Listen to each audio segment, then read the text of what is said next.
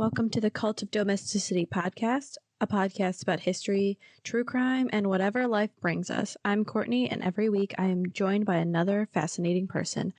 Let's see what we're going to talk about this week. Welcome back, devotees. This week we are joined by not one, but two people. Who could they be? Ooh. It's Spoop Hour. Hi. Hello. Hello. This is Courtney. This is Sasha. I'm not the Courtney you're used to. Yes. This is not the Courtney you're looking for. Double the Courtney, double the pleasure, double the fun. Like a whale penis stuffed with horsehair, you're getting two Courtneys for the price of one. What the hell? Yeah, now you guys get to see a little hint of what we were discussing before this. Yes, dear Try and figure that one out, internet sleuths.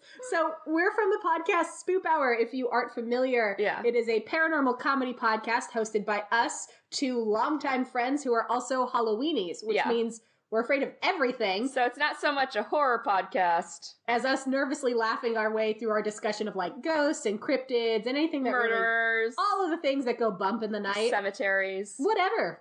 We'll talk about it. Yeah. And we'll nervously laugh and make fart jokes. Exactly. What more could you want? Isn't that how you get rid of being scared of things, is making fart jokes? Yes. In my experience, basically. Yes. Yeah. Yeah, it's worked wonders for us. Except for when we recorded on the first episode of Fatalities with Dr. Lucas.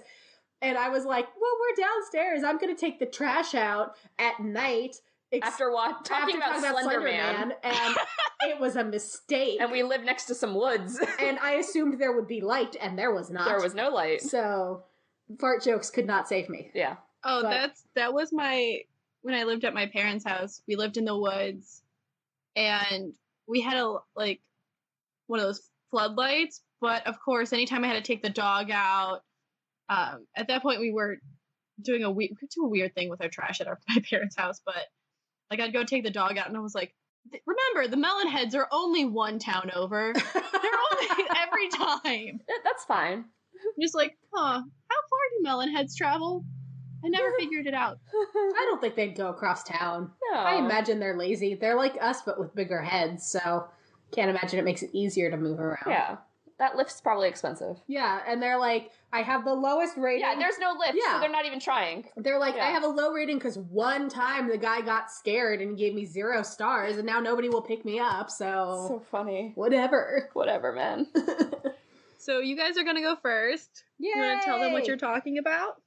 Yes, we are going to be talking about the Dyatlov Pass Incident. It's fun. I love it. It's spooky. It's historical. It even exists at Disney World. It's everywhere. Wait, what? Oh, we'll get into there. it. Don't you worry, Sugar Bear.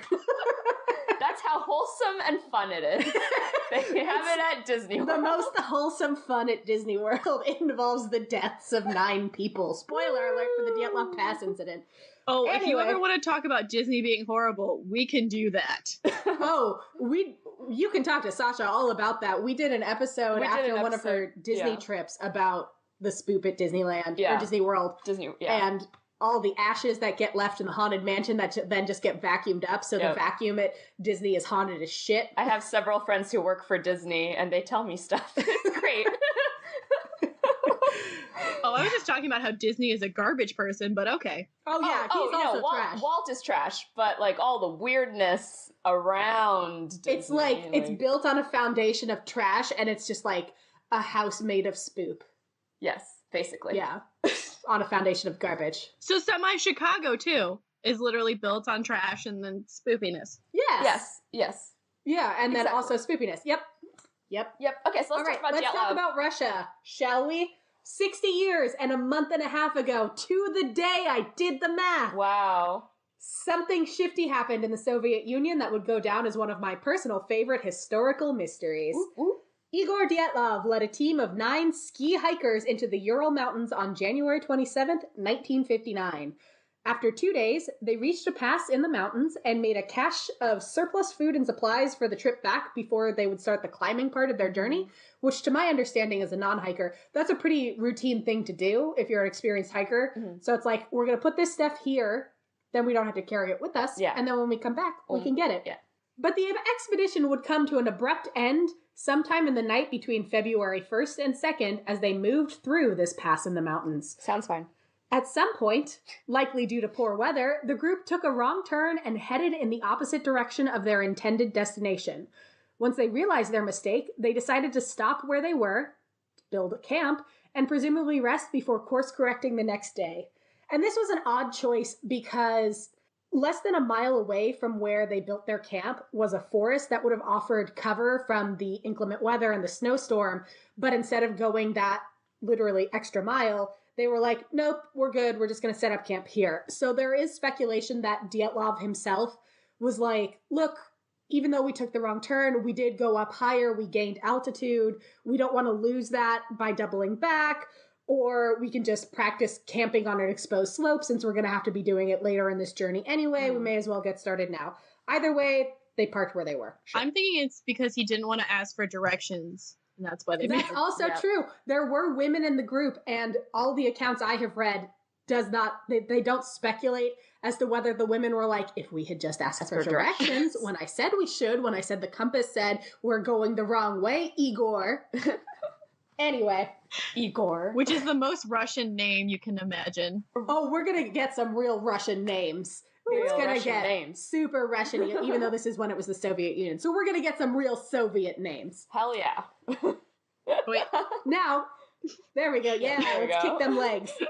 Everybody Podcasts are not a visual medium, but we're all doing the Russian, the Cossack dance. Yes. Anyway, after this moment of levity, the team was never seen alive again. And I bring us right back down. We went right back down that mountain. Oh yeah, and it's going to get worse. All right, how much worse can it get? So much worse. Tell me about it. So we're going to first flash back to the start of the journey. So Igor Dyatlov, an experienced hiker, agreed to send a telegram to the sports club when they got back to their starting point, which is the Russian city of Vizhai. Okay. And Can we just say that's the most Russian thing is that they're having a sports club that goes hiking? Yes. Well, because what other sport are you going to do? What else are you going to do in Soviet Russia? I don't think snowball fights is sport, comrade. Sports do you. In Soviet Russia, sports club do you. Sports club. Anyway, the estimated day of their arrival back at the town was originally February 12th, but Dyatlov confided in Yuri Yudin that the 12th was going to be unreasonable because the journey was definitely going to take longer than that. And fun fact about Yuri Yudin, originally he was supposed to be a member of this group.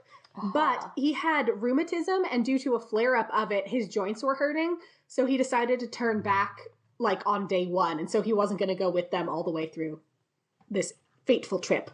So, the 12th of February comes and goes, no sign of Dyatlov, nothing from the group, but nobody really raised any red flags because Dyatlov had said, don't worry about it, guys.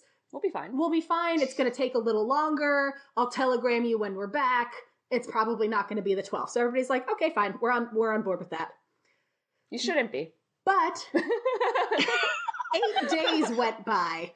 So now the relatives of the group are like, hey, I know he said it was going to take longer, but 8 days isn't longer. 8 days is like a whole extra journey on top of the journey. Yeah. So what gives? And finally, after they kicked up enough fuss, a search team was organized.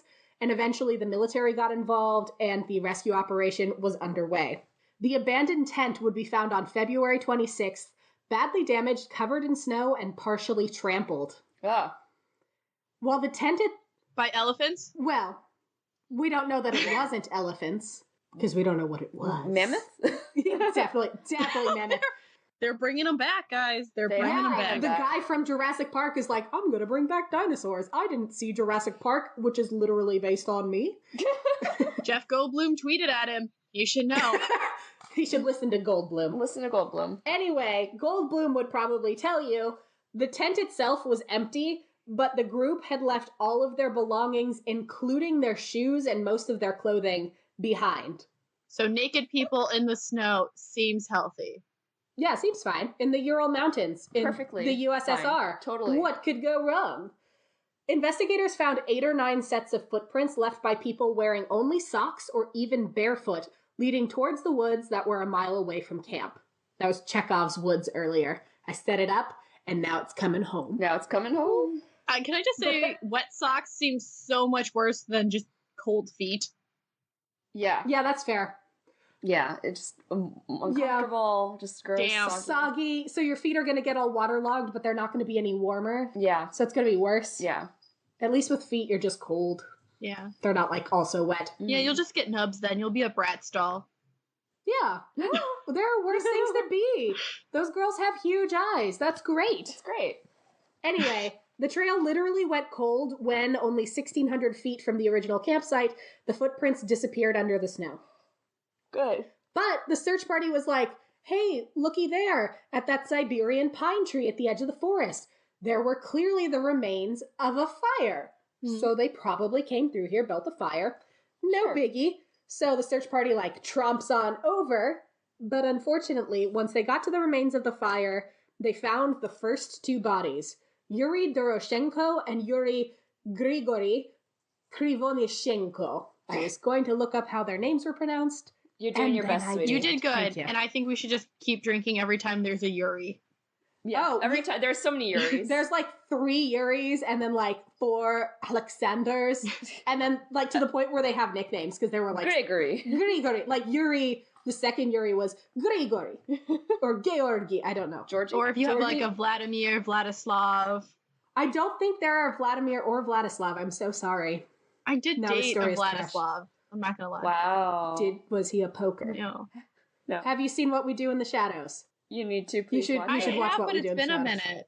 He also Okay, was. you should watch it again. He was from the USSR though. He was from Uzbekistan. Oh. Oh, wow. Oh. Mhm. I dated an Alexei, but he was from Finland, and also he sucked. So, So, it's neither here nor there. Also a very just, like- Russian name. I know. Yes. When I met him on an internet dating site, and I was like, "Oh, I bet this dude's Russian." Nope, Finnish. that should have been the immediate red flag. I know, red flag. I thought he was Russian. A literal red, Red flag. Oh, this I is didn't such a realize horrible what I event. had done until I had done it. This is such a terrible event, and this is so great that we're just making jokes because it is truly, truly horrible. If you don't make jokes, you cry, and then if you cry, the audio quality goes down. Exactly. It's just snot tears, which nobody wants. 2 Yuris, both dead. 1 maybe Georgi. Both were in their socks and wearing only their underwear. Yikes. I mean, it's probably like long underwear. I mean, it doesn't say, It but doesn't say what kind even of if it underwear. is long underwear, we'll get into why it's not a great choice to be in your underoos in the Ural Mountains. Yeah, I'm just gonna assume everything is gray too. Yes. Yeah, probably. Or like potato colored. Yeah, just very beige Yeah. and gray and Yeah. gloomy. I'm just In this case, it may also be kind of fleshy because, again, they were, 20 days out from when they went on this journey, so Yikes. probably a little decomposing. I can't remember the Hipsters. That's the Russian movie I watched where they would dress like Americans in the 50s and everyone else is wearing like gray.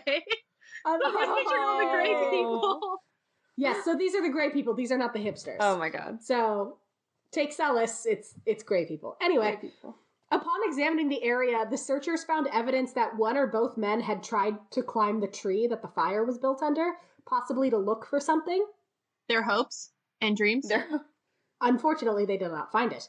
Between this tree and the camp, the searchers found 3 more bodies. Dyatlov himself, Oh no. Zenaida Kolmogorova, and Rustam Slobodin. That sounds like a drink. I Yeah. mean, yeah. I'll Rustam your Slobodin. Oh yikes. These bodies were found in such a way that suggested they were trying to get back to camp when they died, and each was located in a different spot. So they didn't die all at once. One got a little further, one got a little further, but they all ultimately died, and it looked like they were trying to go back to their ruined tent. So they all went to the tree. Something Yep. happened. They tried to get up the tree to see Mhm. things, and then they were making their way back. Well, and that's the other thing. Something probably happened when they left the tent, Mhm. because the tent had been sliced open from the inside. And remember, they left all of their belongings, and they left in such a hurry they didn't even have their shoes. Yeah. So then they bolted towards the woods, got to the tree, built a fire, and then some of them came back, but not all of them. Yikes. You should just sleep in your shoes if you go camping. That's all this is telling Yeah. me. I mean, if you're gonna camp in the Ural Mountains, just be a little uncomfortable and leave your shoes on in the Yeah. tent. Like, sorry. Maybe you're not gonna get the greatest night's sleep when you're in the Ural Mountains. I don't Yeah. know. The remaining 4 bodies would be found on May 4th, 1959, more than 3 months after the expedition began. Those are going to be ripe. They were found under 4 meters of snow. Oh, so maybe not refrigerated. Refrigerated, a little decomposy, but 4 meters of snow. So really just preserved. Yes, very, very cold. And that's why these next details are going to be a little rough. They were found in a ravine about a half a mile further into the woods than the first 2 bodies. So, just setting this up geographically, we start from camp. They slice open tent. They run from tent. They make it to tree. 2 bodies found outside remains of fire in tree. 3 bodies found between tree and camp. And then the remaining 4 bodies found about half a mile further into the woods from tree. Strange. Okay. 3 of the 4 were almost fully dressed, and there were signs that they had pillaged some clothing from those who died first. Ludmila Dubinina was wearing Krivoshenko's burned and torn pants, so his pants were burnt. And then she put them on because presumably she had left the tent in a state of undress. Mm-hmm. He died, and she was like, I'm going to take his pants. I gotta take the pants because otherwise I'm gonna be dead too. And her foot had been wrapped in someone's torn jacket because, again, no shoes. Oh, yeah. Using, like, fabric is a long tradition for shoes if you don't have shoes. Yeah. Even Christopher Columbus did it because he was a broke asshole. Yes. Yeah. Yes. These were presumably not broke assholes. They were just cold. And they were like, I wish I had shoes. Mm-hmm.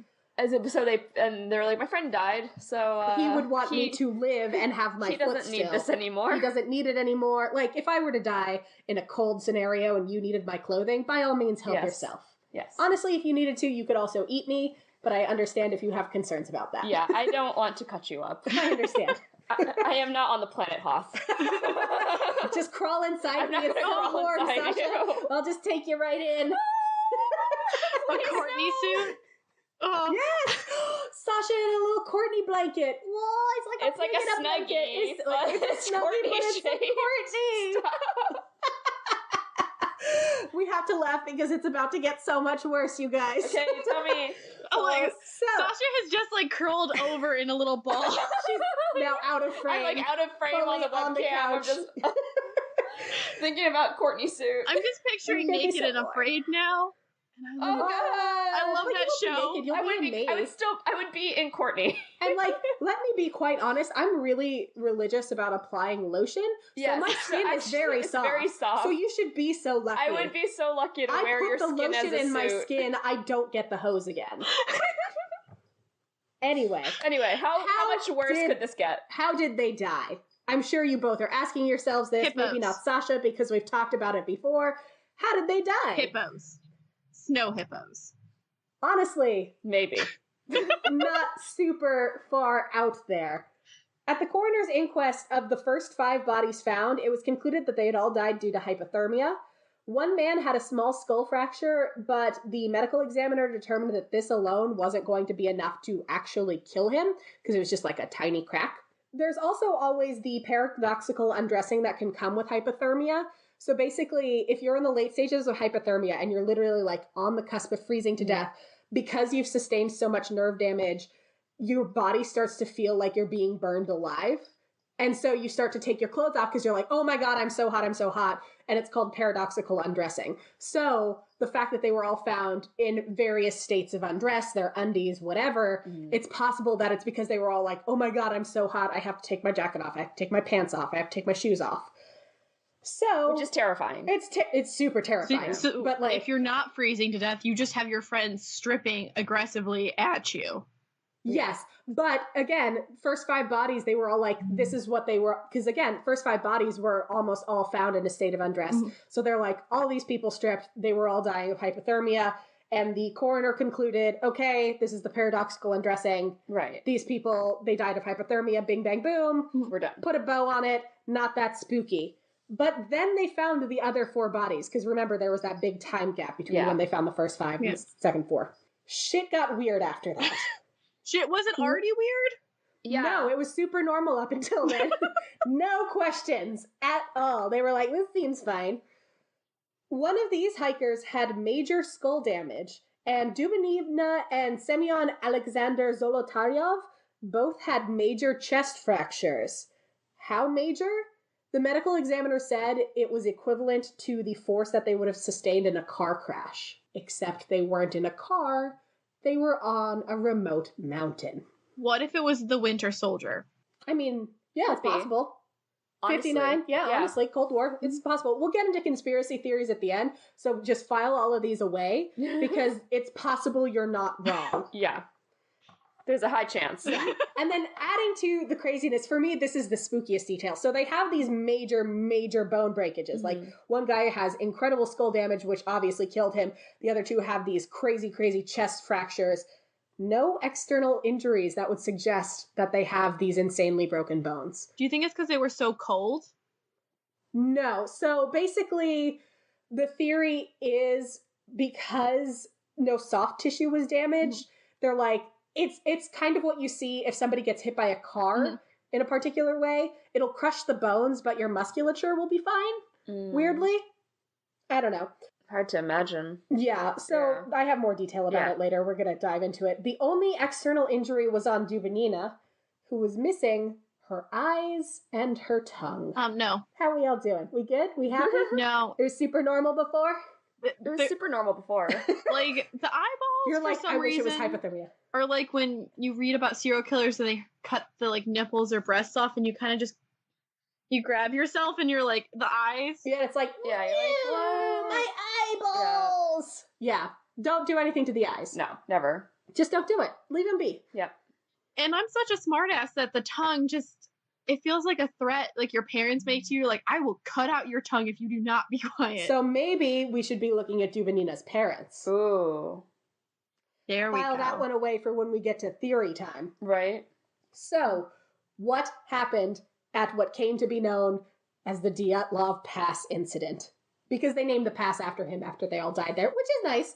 Previously, it was just a pass. Now it's the Dyatlov Pass. That's Yeah. I don't, is it nice or is it just commemorating his horrible death? I Like, mean, do you want to go to the place where a had- bunch of people froze to He death? had a less horrible death. He only froze to death. He didn't have major internal injuries. Like, he could have done a lot worse. Anyway, initial speculation was that the nearby indigenous Mansi tribe had murdered the crew for encroaching on their lands. And keep in mind, Russians are generally quite white. And what do white people love? Blaming indigenous folks for doing stuff. So this would fit neatly into that narrative. But very quickly, once all the bodies were discovered, this theory was quickly thrown out. There were no signs of hand-to-hand combat, no signs of a struggle other than that they had sliced the tent, but that happened from the inside. So unless one of the indigenous persons got inside the tent and then cut his way out, probably not that, because they would have had to cut their way in. Also, nobody had any defensive wounds or anything that suggested that they had recently been involved in a fight for their lives. And presumably, even in an ambush scenario, you would see, defensive wounds on the arms and on the hands. Right. None of that. Yeah. Pretty immaculate bodies other than the being dead part. There was also the matter of the footprints, because remember, the party, when they seemingly willingly left the tent, other than the fact that they cut their way out of it, there were only 8 or 9 sets of footprints. So it's not like a whole bunch of people came in, because there would have been more footsteps, possibly even some shoe marks, and there just weren't. And yeah, that's the really conclusive things. Like, there's no other feet here. Only feet that had come out of that tent were the feet that went into that tent. And do you think they crime scene did a little bit where they didn't go across the feet prints? I mean, that would have, well, because see, I've been thinking about this for years since I learned of the Dyatlov Pass incident. Yes. So basically, somehow, if we're going with this theory that this indigenous tribe did it, somehow one of them would have had to get inside the tent, force these people out of the tent so they would have sliced their way out, and then the whole tribe would have had to just parachute in so they could follow along behind them. Because otherwise there's no way of making the 8 or 9 people follow in their footsteps. What if? Hit me. I'm thinking of the horrible King Arthur movie with Keira Knightley. Oh, I always forget that happened. Yep. Everyone does. Uh-huh. But you know how they're all in the woods? Like, they make enough noise that they freak them out of the tent. They go run towards the woods, let them get comfortable, and then just kind of pop out of the woods like they're ghosts. So here's the thing with that. The woods were a mile away. So this, and there was a raging snowstorm happening at the time, because remember, they got off track because the weather was so bad. So whatever noise they were making would have had to have overcome the blizzard noises and then spooked them enough that they would have been like, we got to get out of our safe, cozy, warm tent, all of us in our all together, and just blaze out of here in our undies. That is true. I'm team hashtag not the indigenous tribe, but that's just me. I'm always team hashtag not the indigenous tribe. Yeah, that's fair. Anyway, for sure, probably not it. And there was the fact that, again, they were not wearing shoes, and that's a weird, unexplained detail. They were all underdressed for the admittedly harsh conditions, and one would think if something had happened that would cause you to go, okay, we need to end this expedition early. So maybe, say somebody got like violently ill and you're like, okay, we got to go back early. Right. You would say, let's bundle up, let's put our shoes on, because the weather was negative 22 degrees Fahrenheit with snow consistently coming down. You're not going to be like, let's do this, tits out, let's go. No, you're going to be like, I'm going to put them away, I'm going to put on 4 jackets, and then we're going to go home. Put on your onesie. Put on your Courtney Snuggie, and just get out of there. Let's get out of here. And even the hikers with injuries were weird. As I said before, the medical examiner said that the force that had caused their injuries, basically because it was equivalent to that of a car, there's no way another human being could have done it. Right. And again, because no soft tissues had been damaged, even if a human being smacks you with a cudgel, you're going to get a bruise. You're going to have obvious signs that your soft tissues, something has happened to them. And they didn't have that. When the investigation into the deaths closed, the official verdict was that they had all died due to, quote, a compelling natural force. I don't know about that. And that's very compelling. And that's when we get into the compelling stuff. It's conspiracy theory time. Well, it's Soviet Russia. Yeah, of course. So yeah, they probably have the answer. It's buried in some archive. Nobody's. Well, now you probably can't do it because they're going back towards not letting you do that. You can't bribe enough. Maybe if you have enough bribe money, you can get Putin to let you see it. We sure aren't rich enough. No, we definitely don't have the bribe money. No, we don't even have whale penis money. We're basically we're useless. So because my professor, we had kids who did research in Russia, and they were kind of like, if you go to the archives, I'm like, okay, I'm in Britain, they're fine. They'll let you in. Certain people, and then they had a bunch of Russianists, and they were like, yeah, you need to budget for bribe money. Oof. I hate that. That's legitimately a factor in academia in Russia. They're and our one main professor, he was saying, yeah, when I was there in 92, 93, that wasn't a problem because they didn't really have a functioning government. Yeah. And yeah, you had to do a little bribing to get in because everyone, the economy was gone. Yeah. But now that Putin's cracking down again, you definitely need bribe money. You definitely need connections. And you need big bribe money, not here's a 20 and a box of potatoes. Let me know about this Dyatlov Pass. Yeah. It'd probably be 100 and some nice vodka. Who has the money for that? Vodka is potatoes, though. It is. I guess we could ferment our own, liquid potato. Liquid potato. Anyway. How does it get compelling? So, for me, there are a couple different conspiracy theories. I'll start, I guess, with probably most crackpot. Yeah, most crackpot. A Yeti did it. Yeti. And Sasha, what prominent pop culture icon location supports the Yeti theory? Expedition Everest. And where is that? Disney's Animal Kingdom. What? So, when you are in the queue for Expedition Everest, if you're in just the regular line or even the Fast Pass line, it takes you to this thing that's called the Yeti Museum.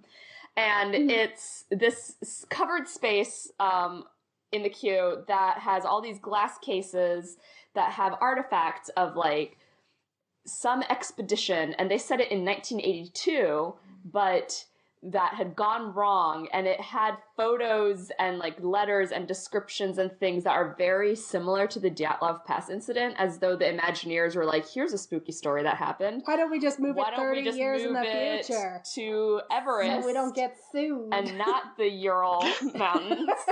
And we'll put it in, a Yeti did it. Because that's the other fun detail. They did keep a very detailed journal in the tent, and the journal indicated nothing weird. That's how we know they were off track. That's how we know that they were well, tomorrow we'll just go, we'll get it. Yeah. Because their journal was Cool. It's very fascinating because I didn't have that much of a chance. So I didn't have that much of a chance to look at it the last time I went to Disney, but definitely had a lot more than the last time I went to Disney because I was in the single rider line and my friend was like, why don't you just hop over the thing and like go take pictures of it? I was like, I don't want to get kicked out by Disney police. So the last time I went, I was holding up the line behind me because I was trying to take photos of everything because I needed to show Courtney. But yeah, it's very much like they've made it look very similar to the Dyatlov Pass Incident, which I think is very fascinating. Also, I think a Yeti did it. Yeah, in the final photo. So I've actually seen these pictures from when our high school band went to Disney World in like 2005, I want to say. 6. In 2006. Excuse me. And I had never heard of the Dyatlov Pass Incident at this point. And then now it's taken over your life. And now it's taken over my life, and it's all I think about, and I have a bunch of red yarn string in my room set up from all of my kooky conspiracy theories. Yes. Sasha lives with me. Your cat must love it. She loves it. And she undoes my work every night, and then I'm like, oh, this is even better than I thought, and I connect it in new ways. Anyway, so when I was in the line for Expedition Everest, I saw these photos, and they do it in a very realistic style, because they're like, we found a camera, we developed the film, and it's like a picture of a tent, a picture of a hiker, a picture of some boots. And then it's like a bunch of blurry pictures, and then the final picture is this like zoomed in face with like monster teeth, and it's like blurry, like somebody's being attacked, and they just take a photo of their attacker. And so like 15-year-old Courtney was like, oh my God. And this is so spooky. And this is like right after the ride opened. Yes. And so this was when the Yeti animatronic was still working as well. Yeah. So it like comes down and attacks you. So like we get on this ride and I'm like, what is happening? Are Yetis real? And there's like animatronic Yeti attacks you. Yeah. And then like the ride goes backwards after the Yeti comes out. It's a whole thing. It's a whole thing. So I don't think I went on that ride when I went to Disney, but it's been so long. The animatronic definitely does not work anymore. Yeah. It just is there. But it's a great roller coaster. I'm a Yeti. You think Disney has enough money to fix the Yeti? Apparently, because it's like encased in the permanent structure of the mountain. No. And it's such a strange break in the animatronic. They don't know how to fix it. So what you're saying... The last time that anyone mentioned anything about it was in 2013, so 7 years after the ride opened and 6 years ago from now, and they still haven't done anything about it. What you're saying is the Yeti on this ride sustained an injury that is unexplained and hard to fix, and people from years ago were like, maybe we should do something about it, and they were hushed. Yes. The Dyatlov Pass Incident has been cracked wide open. Cracking it wide open. And I will say, I learned about the Dyatlov Pass, probably 8 years after I went on this ride. Yeah. And my friend was like, oh, you like spooky stuff? You should look up the Dyatlov Pass Incident. That's my favorite. And I was reading the Wikipedia page, and I was like, this sounds really familiar. And then my brain went, oh, the Yeti! Everest. Oh my God! And it changed my life. Yes. So, 1, a Yeti did it. A Yeti did. 2, less spooky. Wait. Sorry. Is there any history of Yetis in the Ural Mountains? Well, I mean, the general speculation of Yetis is, any kind of high altitude, cold weather, mountainous regions. And if you ever watch the Sci-Fi Channel original movie Yeti, The Curse of the Snow Beast, which is incredible and full length on YouTube, recently made my significant other watch it, and he did not break up with me, so... It's free. It's on YouTube. Free. It's worth every penny. I was just amazing. thinking, there's that new movie that's coming out. It's like the stop-motion clay from Laika Studios. That's about Laika, the Russian space dog? Yes, but anyway, it's about Bigfoot trying to travel across the world to find the Yetis because he thinks that he might be related to them. Mm-hmm. Is it Missing Link or something? Something like that. Yeah. It's got Wolverine in it. It does. So, oh my god, we're big on Yetis in this household. Anyway, aren't Yetis though only in Europe and Asia? I thought. Well, so in theory, yes, but what we don't know about Yetis is just massive quantities of knowledge. So my personal thinking is it's the sort of thing where nobody's ever spotted them in the Ural Mountains, but maybe that's just because people don't go into the Ural Mountains very much because the weather's not great and can change a lot. And maybe the Yeti in the Ural Mountains is just better at hiding from people, except when he spots 9 people looking like a snack in their tent. They were looking like a snack. They were looking like a snack. And then he made a noise outside their tent, and the reason why we didn't notice those footprints is because they didn't look like human footprints. Ah. Or he is like White Walkers and brings the storm. Or that, and there was a storm. Looking like a snack, it was a Yeti. All right, theory number 2, and this is my personal, because I don't believe in Yetis, don't at me. So this theory is the one that holds the most water for me. This is the one that I personally think is responsible for it. We've talked about it before. So, 1959, height of the Cold War, USSR is trying to get a leg up, trying to win the space race, etc., etc. There is a theory that they were testing some sort of weapon in the Ural Mountains where, you know, it's pretty uninhabited. So in theory, no one would be there to witness if they were using a giant bomb or testing a nuclear weapon, because the force that caused the injuries could also be explained by some kind of explosion, because that's going to give off the kind of energy that a car crash does and cause the similar internal injuries without external signs. So then the Russian government, hasty to be like, what? No. We didn't do anything of that sort. Say you're on a hike and you go off course from where everybody knew you were going to be going and wander off, and you're like, no, this is fine. Well, maybe the Russian government, the USSR, wasn't planning on someone being there then. Maybe they were like, look, an uninhabited patch of mountains, let's just go ahead and lob whatever we're going to lob over here. And then whatever kind of sonic missile or whatever first disoriented the crew enough that they were like, we got to cut our way out of the tent. We got to get out of here. Then in their state of undress, some of them got hypothermia and died. Others of them had sustained serious injuries from the force of whatever exploded or whatever missile and died later. And then the Soviet Union was like, what? What missile? You're the missile. Don't look into this anymore. Exactly. Or, like, I also agree that's, like, the most likely just because of how secretive they were. Like, for a long time, if you tried to look up how the Romanovs died, you couldn't get the actual documentation, even though, like, several villages knew they were there. They're like, this is weird. Has anybody seen the Romanovs lately? Weird. They just saw very fancy people go into a mine and never come out. That's normal for fancy people. They think potatoes grow in mines. They're very simple brain. We don't like the fancy. I'm so sorry to anybody listening with an actual Russian accent. Your Russian accent is definitely better than your Irish. Well, actually, your Irish and your Russian ones are good. Thank you.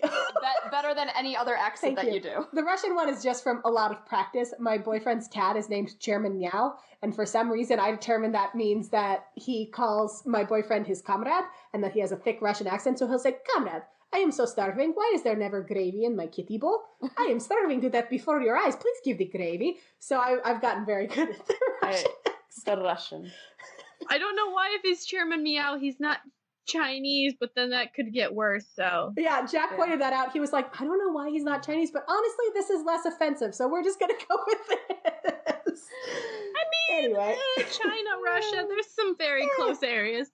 His alternative name is Benedict. That's the name he came with, and we liked it, so we kept it. Yeah, I like calling him Benedict. Yeah, he's the Benedictine boy. Or Mr. Meow. Yeah, Mr. Boy, Mr. Chairman Boy. Meow.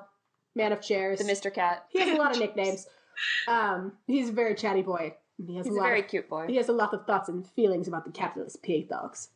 I've only met him a few times. He's a really good cat. He's a good boy. He likes being held like a baby. Anyway, this is not time to talk about the cat, but he's a great cat. You should be so lucky to meet him. I hope Yeti, but I feel like secret Russian op. Secret op is more plausible. Yeah, especially because they've found Soviet stashes of weapons and nuclear components places in rural areas of Russia and around the USSR, former USSR.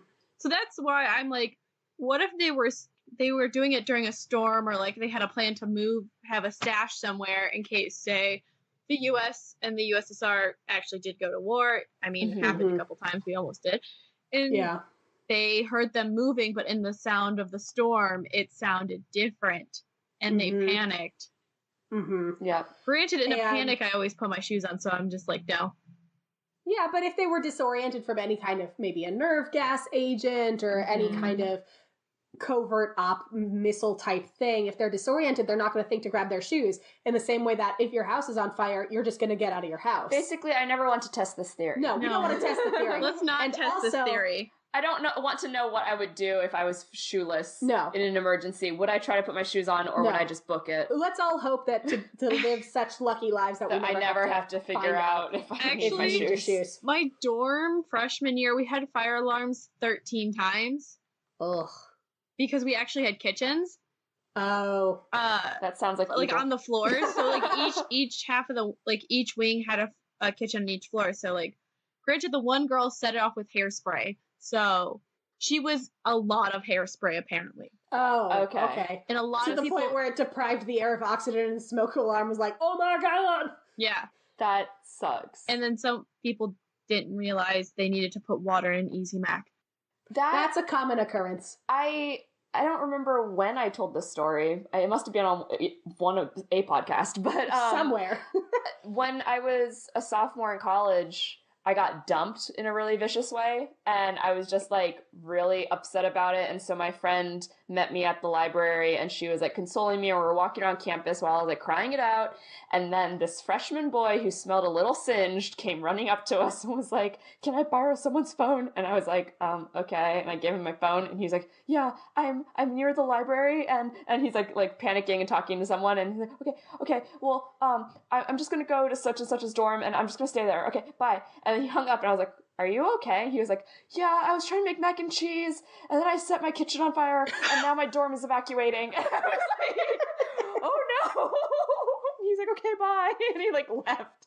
It's more common than you'd think. And I was like, honestly, I'm feeling a lot better now. You set nothing on fire? I didn't set anything on fire. Mm-hmm. It's fine. A dopey boy dumped me, but I'm not going to be kicked out of school, so this is fine. Yeah, we had a couple... at like 2 a.m. So I know my immediate reaction is like shoes, coat, like ID, and then out the door. So like I know my reaction internally is like grab the necessities and go. So I'm still like, shoes.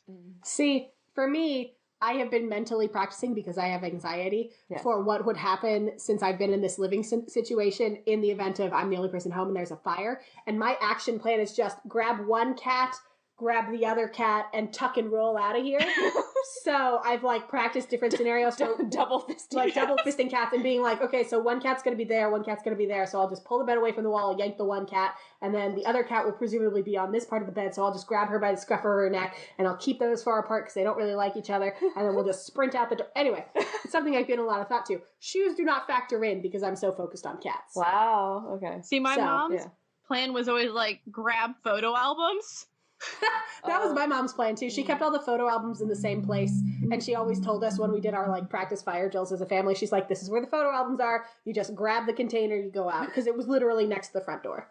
Wow. We weren't even that organized. That's impressive. Oh yeah. Where do you think my anxiety came from? Yeah, Courtney's from a very organized family. Yes. Maybe too organized. Yeah. Anyway, earlier you said they would want to test things in a rural area. Mm-hmm. I'm just going to throw this out there. You can't spell rural without Ural. That is true. Also, the question would be, how close is the nearest military base that we know of? And that's the thing. We don't know because we don't know what we don't know. We don't know. Also, they could have like super secret underground bases. So what if they were on top of one and all of a sudden in the middle of the night they make noises? That's also very true. And then that would explain why the footprints disappear into the snow, because that's maybe where the opening goes for the military base. So it came up, and then when the snow resettled, bye-bye footprints. And then another weird thing happened literally last year with regards to the Dyatlov Pass Incident. I saw there was an update. Yes, and I have never seen this, so I was just like, oh my God! There's an update? I think I saw something, but I didn't read it. April 12th, 2018, the body of Zolotaryov, which, if you'll remember, he is the one who had the chest damage, so the severe chest fractures and whatever. On April 12th, his body was exhumed at the behest of Russian tabloid journalists. They found contradictory results. One, let's all stop for a moment and respect the fact that tabloid journalists were able to exhume a body. and get the okay for it. Fascinating. Also, they're not in jail, so good for them. Also, presumably not in jail. So I don't know if they exhumed his body and then, noped on out of there or what, but whatever. Anyway, exhumed body. And then they found contradictory results. The articles I read in English only quoted one expert, and I assume that's because the other experts were like, no, this holds water with the official state explanation of, I don't know, maybe it was like a snow hurricane, which is legitimately one of these state explanations is it was maybe a blizzard or an earthquake or a snow hurricane. A flurricane, if you will. You mean like like the winter cyclones that come through, or the bomb cyclones? the bomb cyclone. Yeah, bomb cyclone. Yeah, air bombs. Those. Bum, bum, bum, bum, Bum, bum, bum, bum, bum, bum. But not like the kind that, say, the USSR would have made. Anyway, the one expert that had the most crackpot theory that shared it with everybody said that, one, these injuries look like somebody who's been hit by a car, and two, Zolotaryov's DNA doesn't match any of his living relatives. I'm doing the gopher face. Dun, dun, dun!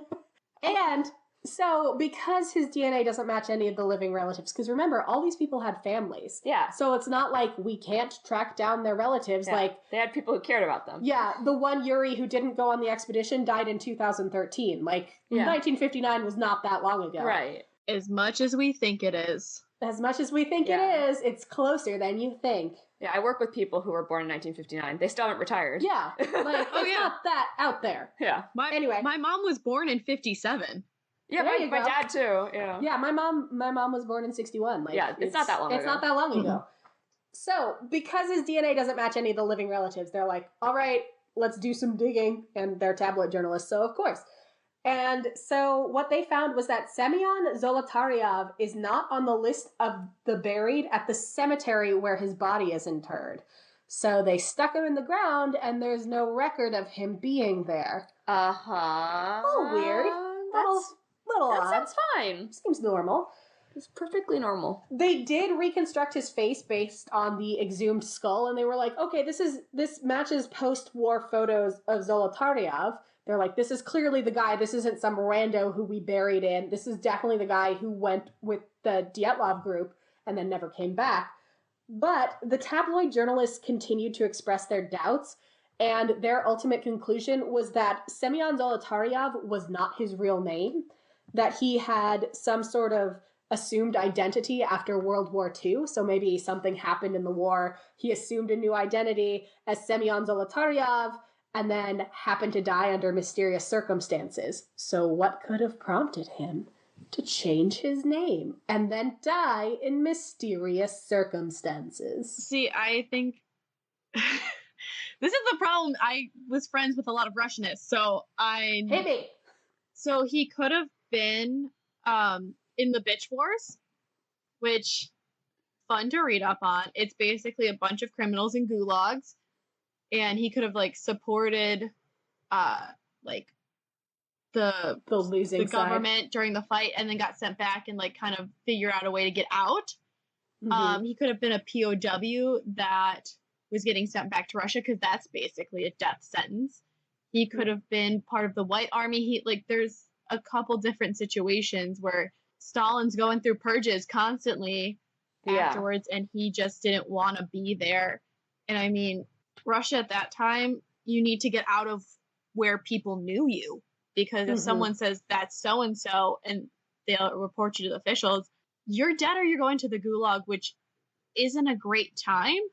Right. Because you're basically going to be worked to death or re-educated, which is the worst term ever. Yeah. So that's a real bummer. And this is starting I've been thinking about the Dyatlov Pass for a decade. Wheels turning. So let's say, hypothetically, you're a person who got out of one of those situations, assumed a new name, decided to go on a leisurely hike, and the Soviet government found out who you really were. Oh, no. And knew you would be in a remote area with minimal witnesses. And they just took everyone out? And they just needed to take everybody out. I'm thinking you'd have to be someone significant enough. Yeah. Mm-hmm. You'd have to be a white general. We don't know that he wasn't. We don't know that he wasn't. But we'd have to know he'd have to be like a white, one of the many colored army generals. Because believe it or not, the Russian Revolution was a bunch of colors, armies fighting each other. Last time Russia was good with the rainbow. Am I right, ladies? Hey!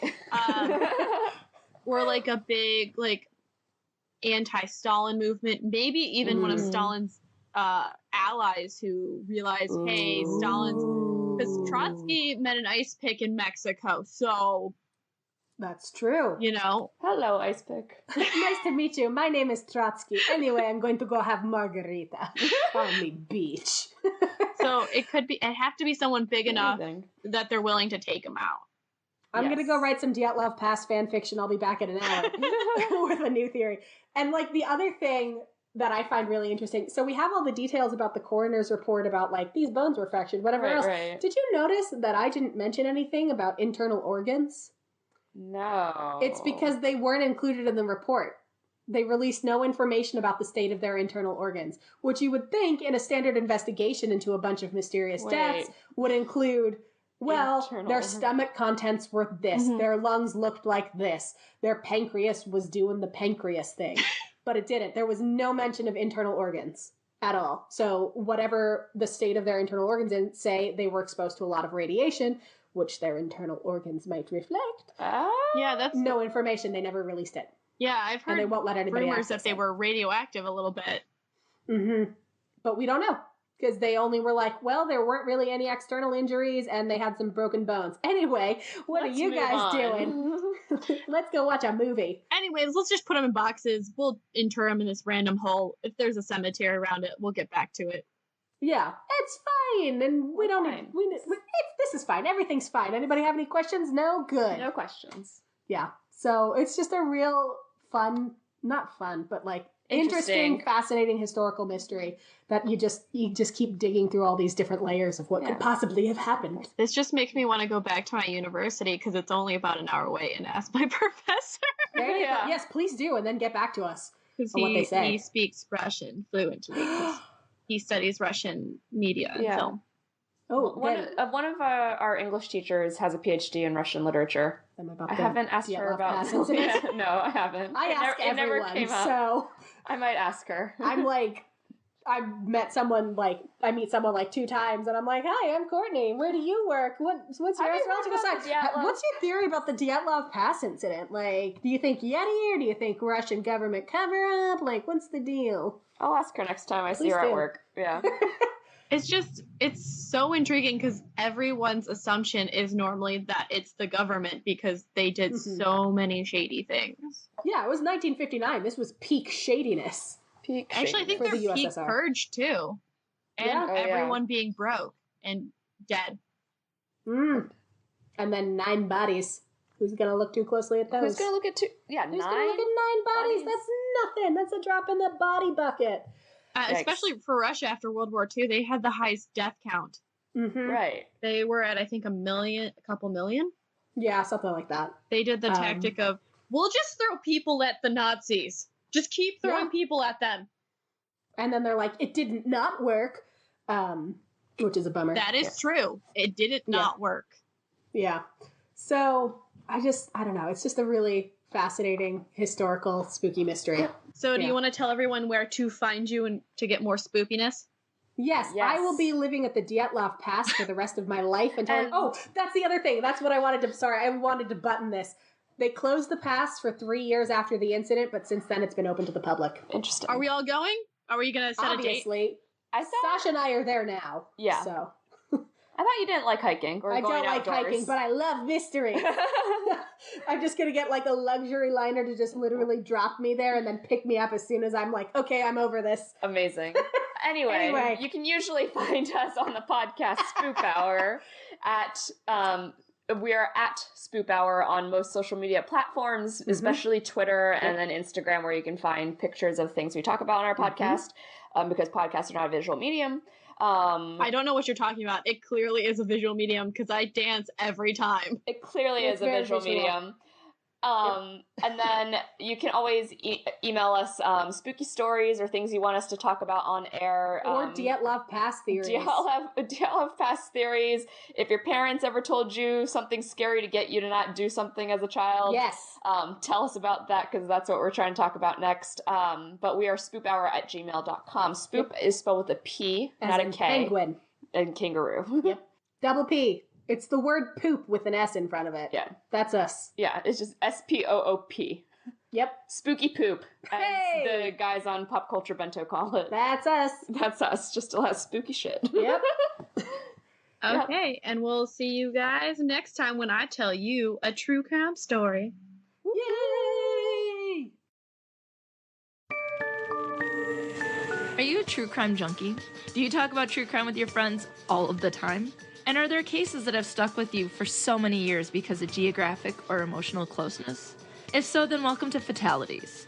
I'm Elisa Lucas, and this is the podcast where I explore true crime cases over tea with the help of my friends. Because without tea, friends, and good conversation, there's nothing but darkness and chaos.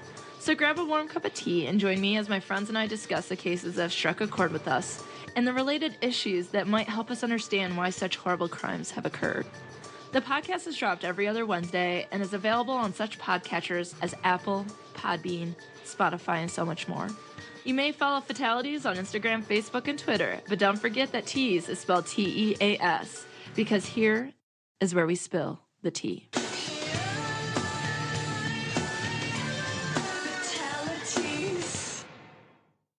Hey, Sasha. Hey, Courtney. Where can you get hot takes about ghosts, cryptids, farts, and cats? I don't know, where? On our podcast, Spoop Hour. Oh, that's right. Each week, we talk about the things that spook us out and we laugh through our fear. You can find us on Twitter and Instagram at Spoop Hour, and you can listen to our podcast on iTunes, Podbean, or really anywhere else that you get your podcasts. Feel free to also drop us a line at spoophour@gmail.com. We want to hear about your ghosts. Thanks. Cult of Domesticity. We're available on all podcatchers. Remember to rate, review, subscribe to help spread the word, or just force other people to listen to it. Our Facebook and Twitter are at Domestic Podcasts, and our Instagram is at the Cult of Domesticity. We also have podcast merch at Threadless. As well, if you want to support us financially or show some appreciation, we have a PayPal tip jar and a Patreon, which has some pretty great perks. Any topic suggestions, feel free to email us at domesticpodcast@gmail.com. Remember to stay domestic and cult-free.